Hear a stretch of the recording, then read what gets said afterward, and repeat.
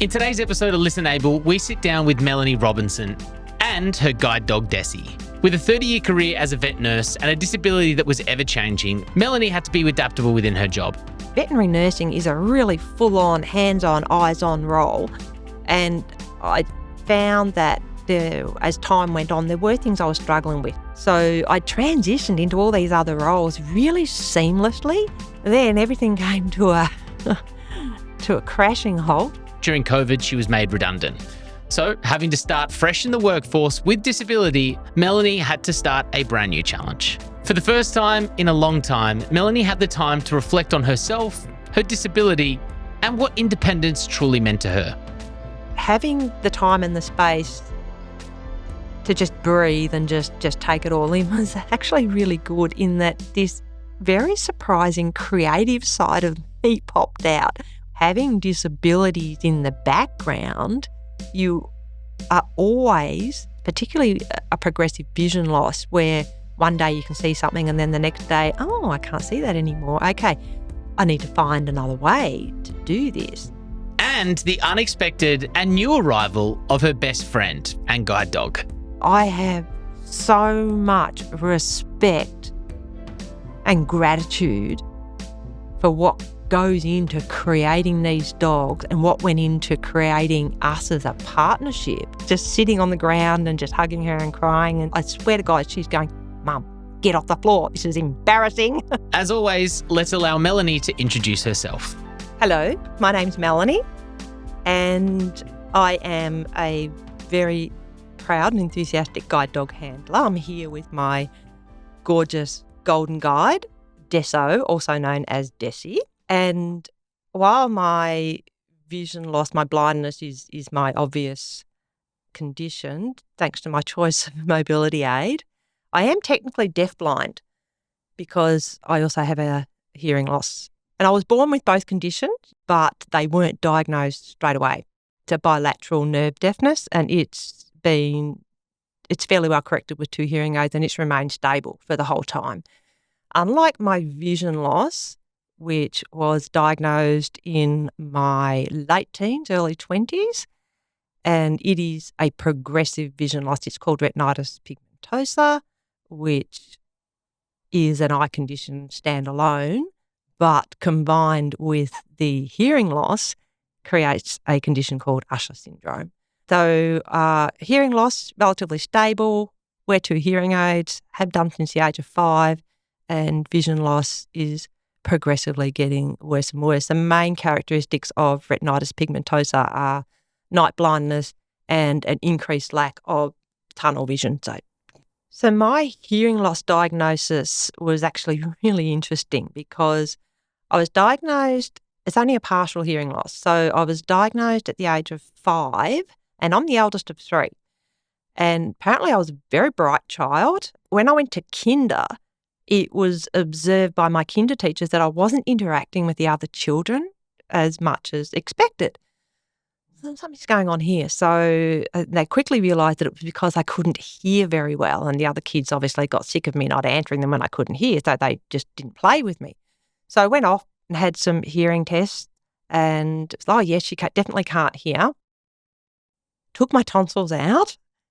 Oh, kids still can't hear. There must be something else going on. So we've got to remember this was back in the 70s. That's what they did.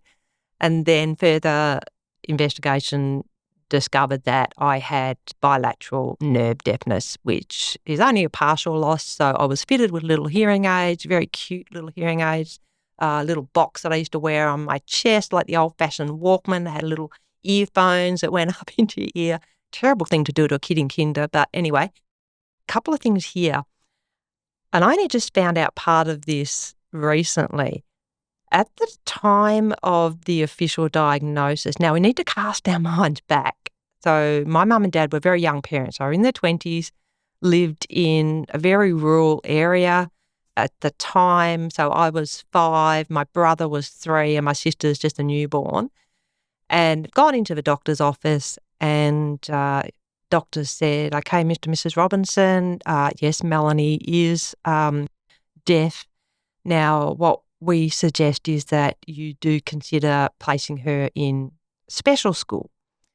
and the closest special school was in Stawell, which was a good hour, or probably an hour and a bit drive from a little town where I lived. So that was a big thing. And like I said, I didn't know this until very recently, but apparently when the doctor said that, my father picked me up, walked out of the doctor's room and said, that's not going to happen. And leaving my poor mum sitting there with a little 3-year-old and a baby in her lap, saying, oh, but Graham, they're the experts, they know. And he said, no, not going to happen. And what happened then was Mum and Dad went off to the local primary school, had a meeting with the teachers there, and in particular, a Mrs. Brain.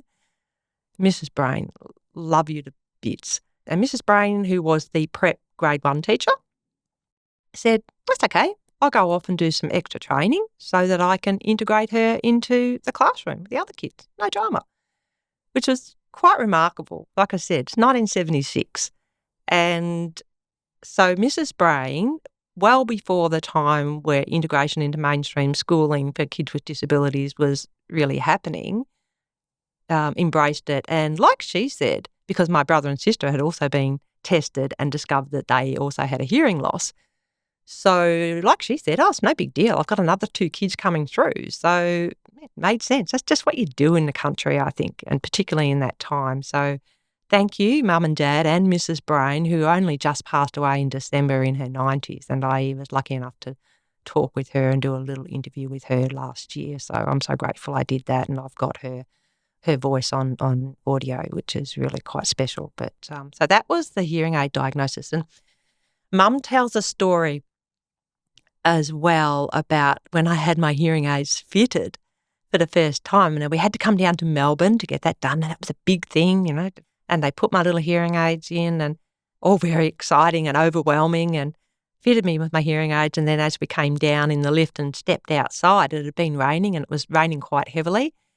And I apparently was completely bewildered. Like, I knew what the rain was, but the sound. And my mum said to my dad, how do I explain rain to a 5-year-old that's never heard it before? So the relationship I have with sound is actually really interesting, because I have never really felt like a deaf person. Even when I take my hearing aid out, I can still hear a little bit. I can't hear a lot, but I can still hear a little bit. But I do remember one time when I was working and I had an after hours phone, and I had to take calls in the middle of the night for a job that I was doing. And you just had to be on call, basically. And I remember if I'd taken my hearing aids out, I wouldn't have heard the phone. So I had to kind of sleep with one hearing aid in. And I remember trying to sleep and had that one hearing aid in listening for the phone, but all these other noises at night. And I'm thinking to myself, how on earth do people sleep when there's all this noise going on? So I think that's probably the most significant impact on my relationship with sound. The other thing more recent times is I listen to a lot of audiobooks, and technology is great in that these books will Bluetooth straight into my hearing aids off my phone. But it's incredibly frustrating for my husband, because I will be sitting there listening to an audiobook and looking like I'm just sitting there on the couch watching the TV, which I'm not. The TV's on, but I'm looking at the TV, but I'm not. I'm listening to my book. And he'll just walk in from outside and go, oh, Mel, blah, blah, blah. And I have to go, hang on a minute, I'm listening. And it's almost like I feel I need to have an on-air sign or something on when I'm listening to something. So, yeah, that's probably my my most relevant things around sound. So, it's really interesting having a dual vision loss where one condition is more obvious than the other, being my vision loss, in that, my partner in crime, my beautiful golden girl here, is the very obvious indicator that I am blind. And when I meet people in social situations, even in work situations, something that I really, really struggle with is the fact that my hearing loss is almost a hidden disability, and people will just be automatically focusing on, oh gosh, she can't see. And I have to remind people that I actually have a hearing loss as well. I'm actually struggling to hear you a little bit. Could you please just speak up a little bit? And the thing with hearing aids these days too, they're so discreet. And when I was first diagnosed, I mentioned having the little box on my chest with the wires. And then from there, we went to the behind the ear hearing aids. And now we've got these tiny little discreet things that just sit in your ear. And I do find that I have to advocate for my hearing loss a lot more than I have to for my vision loss, which can be exhausting at times. So going back to that early diagnosis stage where mum and dad, young couple, young children, and so I was 5, my brother was 3, and my sister was a newborn when the official diagnosis of deafness was for all 3 of us. And again, this is something that I just found out fairly recently when mum was telling me about that time. And people would often say to my mum, how on earth do you cope? How do you cope? You've got 3 kids under 6 and they're all deaf. And mum was like, you know what? It's actually quite easy because I don't have to treat any one of them any differently. I treat them all the same. So the journey to becoming a guide dog handler has been a really interesting one because I used a white cane for many years, and that is a prerequisite to anyone that goes down the track of guide dog mobility. You need to have a certain level of efficiency with a cane before you can even be considered for a guide dog. And for many years, I had people saying to me, Melanie, what's with the cane? Why don't you have a dog? And I think it was probably because of my background. I'd grown up on a farm, around working dogs. I was a trained veterinary nurse, working in animal welfare, having a guide dog, natural fit, right? But it really wasn't that straightforward for me. There was so many things I had to consider. There was so much going on in the background, and I like to talk about that because people just assume that, just go for a dog. But they're not for everybody. And there was a few things there for me. The biggest thing there was, and there still is, the fear of loss, just overwhelming. I just knew that I would be establishing a remarkable bond with a guide dog, particularly my first guide dog, which is what Dessi is. And the thought, our dogs just don't live long enough. And yeah, I still do. I still struggle with it. So that was one of the biggest things that held me back from going down this track. And there was a whole raft of other things as well, including the effect on my family, particularly my husband. I call him Dr. Doolittle because he's this guy that all animals are just drawn to. And that could potentially be a problem when you're working with a guide dog, particularly in those early stages when you're establishing that bond. That dog needs to bond with the handler and nobody else. So that was potentially going to be a problem in our household because inadvertently, the dog was going to be drawn to Richard, probably. So we had to do a lot of talking through that, and he was incredible when we first came home. It was it was very, very hard for him not to engage with her while she was still bonding with me. And to the point where, he would just be sitting there going, watching TV, and he'd go, Mel. And I go, yes, what's up? Your dog, she's licking my ear. And then I'm like, oh my God. I said, and he wouldn't even look at her. He wouldn't even say, go away or anything like that. It was just like he took it on board. I can't engage with the dog, can't engage with the dog. But I mean, we're okay now, and that bond's been established, and we're in a whole different space now because Dessi will be 8 in March, and we've been working together as a team in that time. But yeah, so actually going down the track of God out, there was a couple of situations where I was using my cane, and I was aware of the dogs and what they could do, but it wasn't until I had a couple of things happen. And one situation was I've always liked to holiday on the Gold Coast. I have a place where I stay right on the beach, absolutely love it. And it's you basically step out of the property through a gate onto the beach and off you go. And I've been going there for many, many years. As my vision was getting worse, I used to always go back to the same spot because I know the place, I know what's around it, I know how to get from A to B. I'd take myself off for a walk on the beach. I'd come back and I had enough vision. I could look up, I could see where the apartment was, and I go, oh yeah, there's the path, and off I'd go. One day I came back from my walk. I'd taken my cane with me. I'd come back from my walk, and I remember looking up and going, oh yeah, there's the place I'm staying. Oh, where's the path? I can't find the path off the beach. I can't find the gate. How the hell am I going to get off this beach? And that was when I went, oh, if I had a dog, the dog would actually be able to find its way off the beach for me. And that was when I thought, oh, okay, yeah, I think I need to go down this track. And I set myself a goal and I said, yep, I'm going to do it. I'm going to get a guide dog and I'm going to come back here with my guide dog and we're going to find our way off the beach. And I did. We did. I'd been working with Dessi for about, I think it was 9-10 months, and I looked down at her one day and I said, do you want to go on a holiday? And of course she said yes. So we hopped on a plane and off we went. And once we got to that accommodation, we went down to the beach and I just took a few minutes just to teach her to target that particular gate. Which just meant that as we got close, I could just say to her, find the gate. And sure enough, off we went for our little walk, turned around, came back, and I looked up and I could still see the apartment, but okay, I'm in the right area. I reckon I'm going to ask her here. And it's okay, Dessi, find the gate. And off she went, and she was barreling up the beach. I'm parachuting behind her and come to a screeching halt. And I looked down because I could still see a little bit at this stage, and I could see her nose planted firmly on the gate. And the front half of it, she's really still. She's not moving.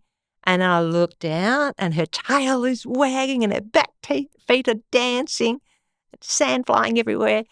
And it was like, oh, this is what it's all about. And it was great. And so, yeah, it took, as it does with any relationship, partnership, it took a little while to, to get everything, get our bonds all set.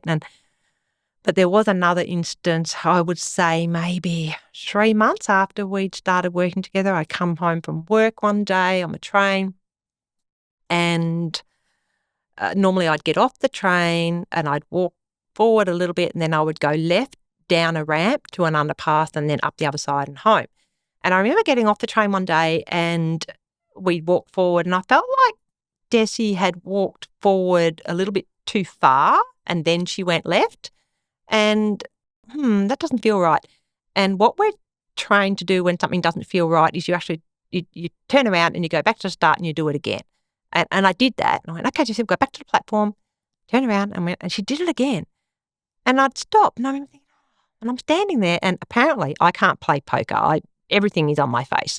And a member of the public stopped. Oh, can I help you? And I said, yeah, look, I think my dog has taken me the wrong way because I normally just go left under the underpass and then go up. And I go, oh, no, they've blocked that all off. There's got barriers and stuff there. You can't go that way. You've actually got to keep going this way and then around a little bit. Exactly where she was heading. So she had seen that it was blocked off. We couldn't go that way. She'd used her initiative to go out and around and follow the other people. And I just think I remember that moment going, oh, okay, light bulb moment, and just sitting on the ground and just hugging her and crying and just going, okay. And I swear to God, she's going, Mum, get off the floor. This is embarrassing.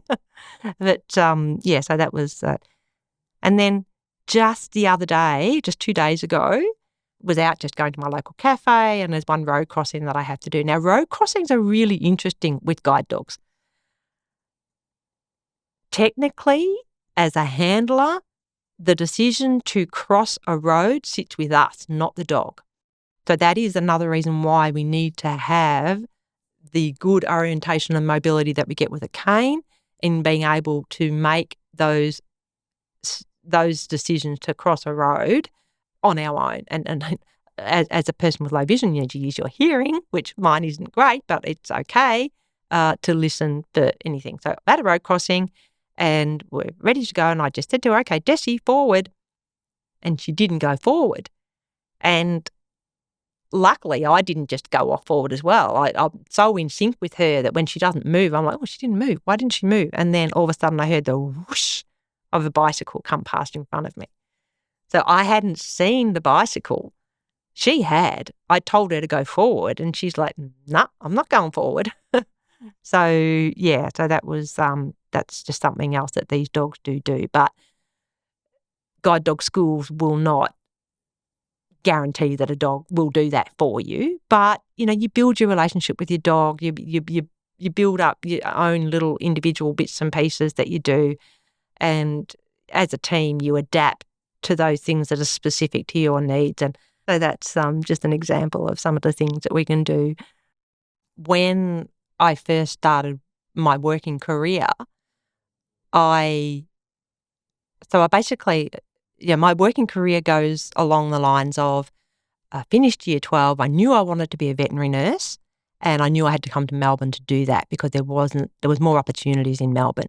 At that stage, I just had a hearing loss. I didn't consider myself to be a person with a disability because I felt my hearing aids brought me up to the same as everybody else. So there was no barriers at that time.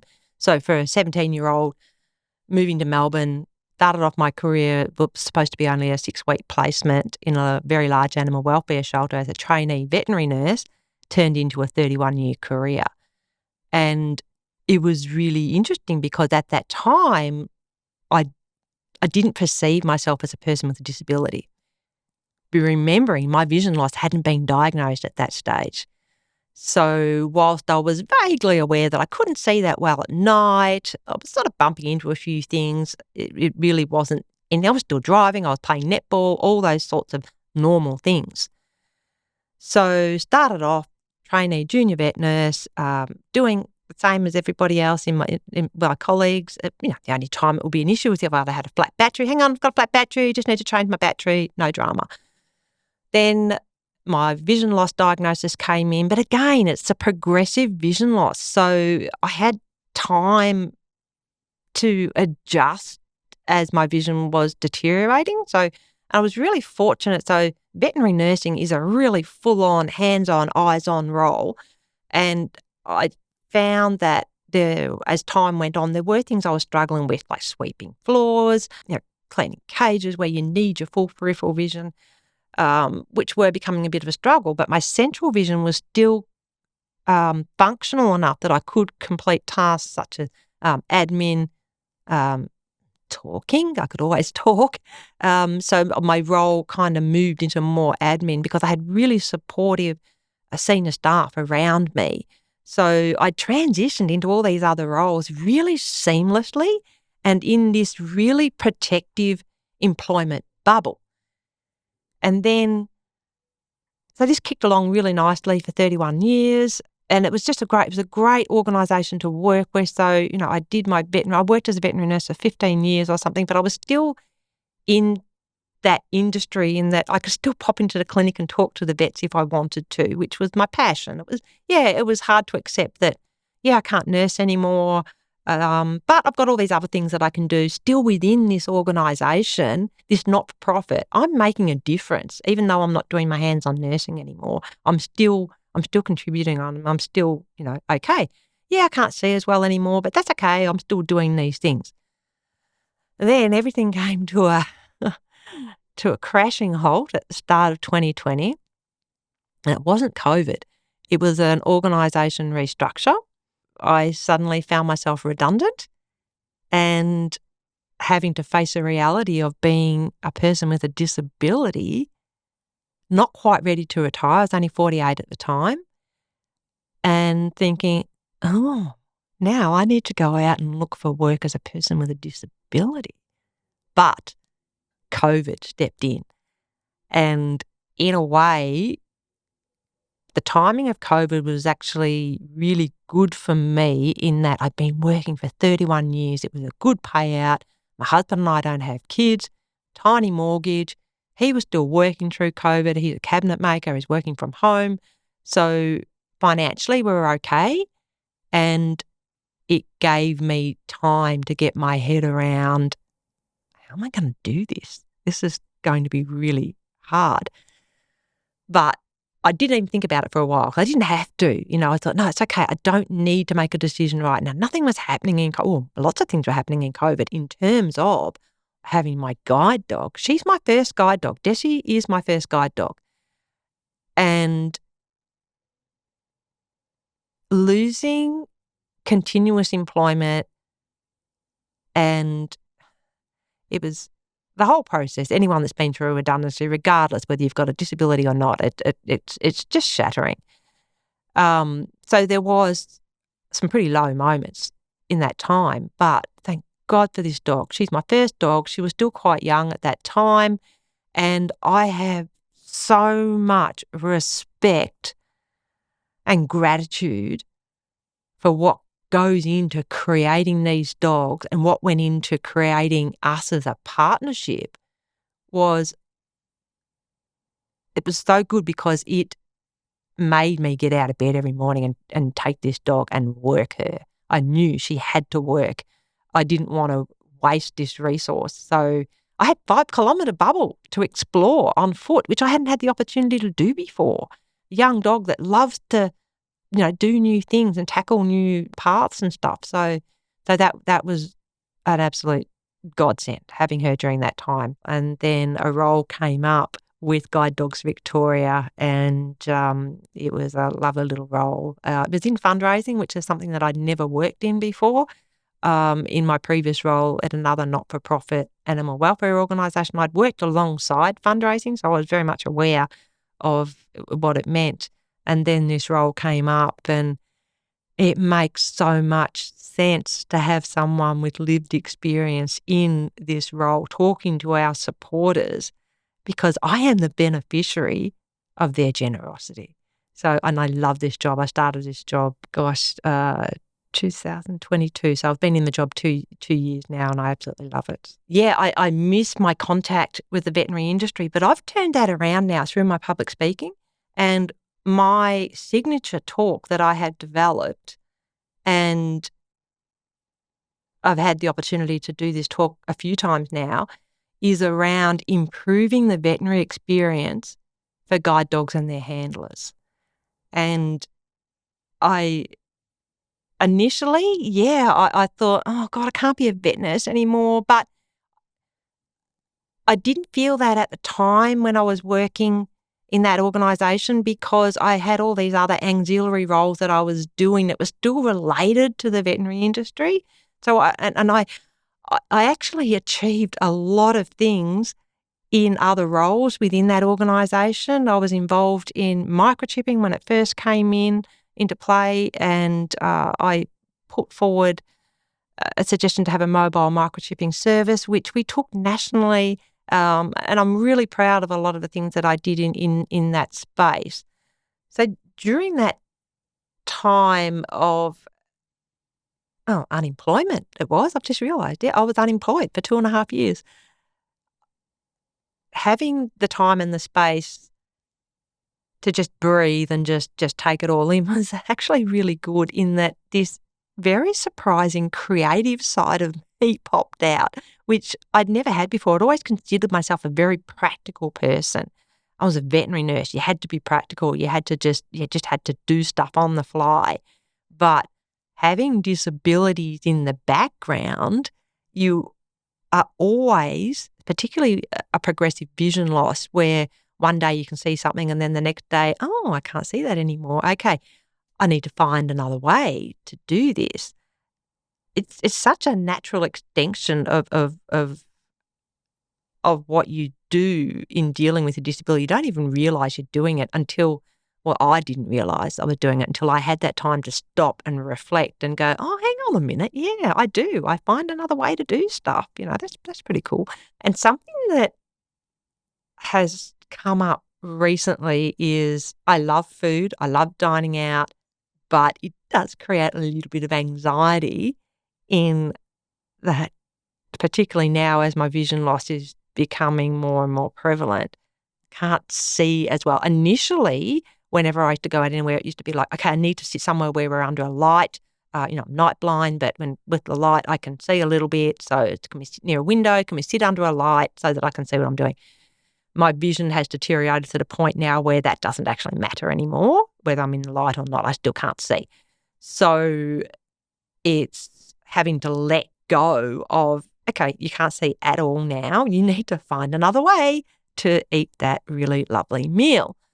And, some meals, and you find yourself looking on a menu at things that are going to be easy to eat. So you'll go for an option like a risotto or something that can be eaten with fingers, like acceptably, rather than, say, the spaghetti or the steak, the T-bone steak or something like that, which would need to be cut up with a knife and fork because that's just too hard. You just can't do it. So you're looking for things that you can just eat with a fork and it can go from onto the fork, from the plate, into your mouth, no dramas. And it got me thinking about a concept that I have called accessible plating. Now, it is my goal to see the abbreviation AP, standing for accessible plating, on menus, cafes all around Australia. Oh, why not? Let's go the world. In it being an option right there, that AP being right there next to the likes of GF, gluten-free, what's the other one? VG for vegan, V for vegetarian. Having AP there as an accessible plating option. And all that would be, and the thing is, we need to keep it simple. I don't want to overcomplicate it. All it is having an item on a menu and it's got AP next to it, which just means it can be plated in another way, presented in another way so that you can just eat it with a fork. It can just go straight in. You don't need to cut it up. So, and I think it would be beneficial. Obviously, it's come from a place of not being able to see, so it's come from a vision loss perspective. But the more I thought about it, I thought, you know what? This could potentially be something that other people with arthritis or any other cognitive disabilities could find beneficial as well. So AP, accessible plating, any restaurants, cafeterias, cafes, anything out there that want to take it on, you heard it here first. So I'm also very excited about, I have a mixed bag about technology. I struggle to learn new tech, but there's some really exciting stuff come out. I use an app on my phone at the moment called Be My Eyes. And the way that works is I can either take a photo of something or I can ask the app to describe a photo that already exists. And it gives you this amazing description of stuff. And even stuff that sighted people don't pick up sometimes in this image.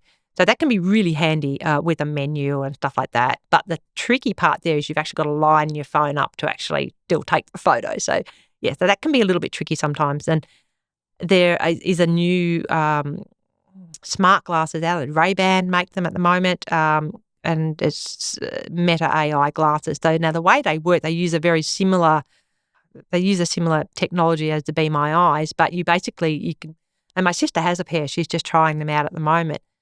I think that the tech is going to get better. I think it's still early at the moment, but from my understanding, and I've only just very, very briefly tried them, I'm just waiting. I'm a very cautious person, so I like to hear what else is going on with other people before I commit to something.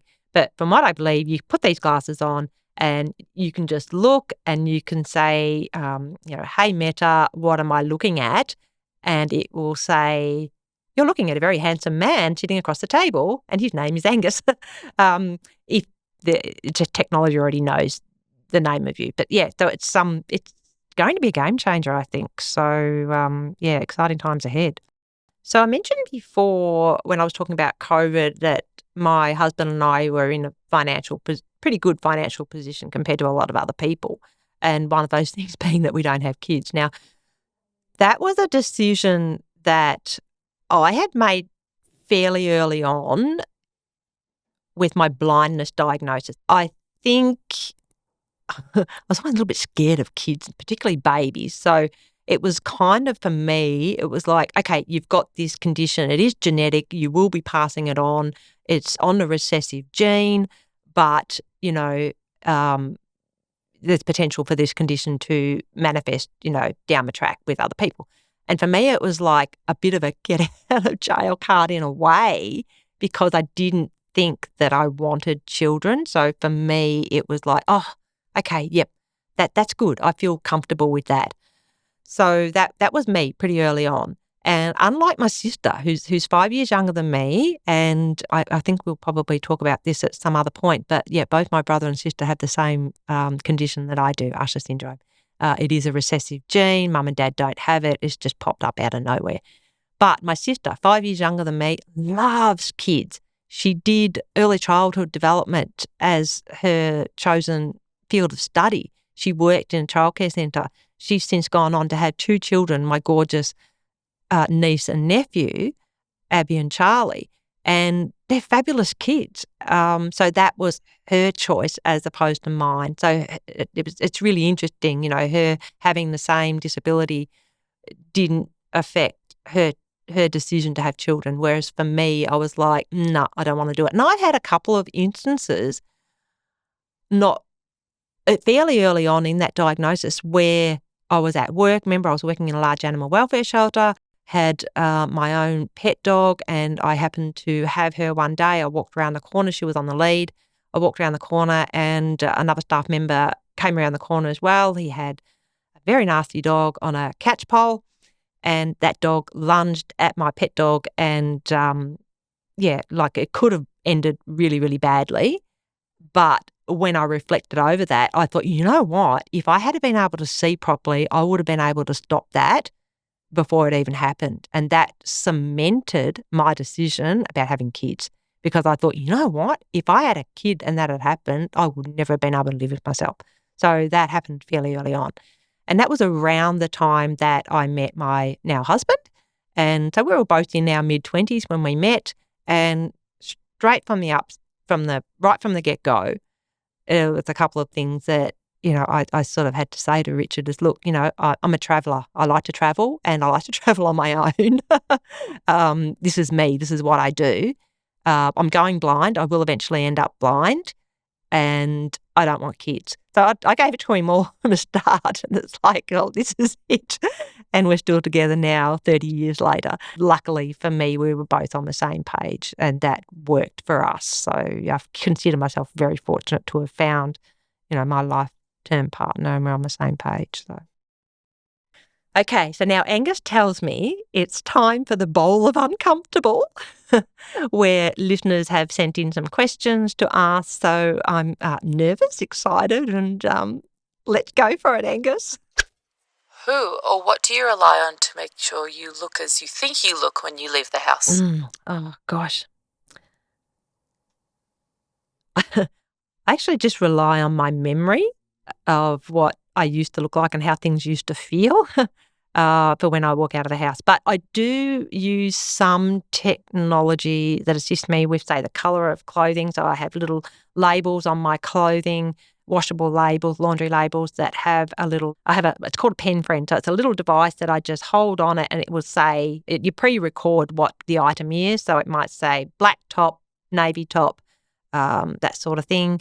I don't usually worry too much about makeup these days. Hair, I don't really worry about. It is what it is. I know that I remember what it used to look like and how it used to feel. So I just go with the flow these days. What does a nice house look like for you? A nice house feels and smells nice to me. So that just means that, I walk, and it feels nice in that the vibe. So I'll walk in and it will have a vibe, and I will feel that. And a smell is huge for me.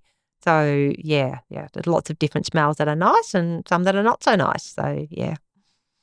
Okay, so I guess we're wrapping it all up now. And what I actually like to do sometimes, and I'm surprising Angus and Amelia here, is when it's appropriate, I like to let my guide dog off, and I let her have a little run around to say hello to people. And if I can wake her up, I'm taking her off harness, and I'm going to set her free. Okay, off you go. Big shake. Now she might run over. Do I get the pat? Yeah, of course. She's off harness and big shake, and she's molting at the moment. So there's fur everywhere. We have vacuums. So there you go. So that's how I like to wrap things up. And I just want to thank Listen Able for this incredible opportunity to share my stuff. We appreciate having you. Thank you. Thank you so much for listening to this episode of Listen Able, the first in 2025. Of course, we are back chatting to people with lived experience in this space. Dylan will be joining us shortly. It's just very hard to get our schedules aligned. But if you did like this episode, make sure you hit the subscribe button. If you think Melanie would be a great attribute to your workplace, we've got her links in the show notes below so you can connect directly with her. But it's going to be a great year in 2025. We hope you follow us across our socials, and thank you so much for listening.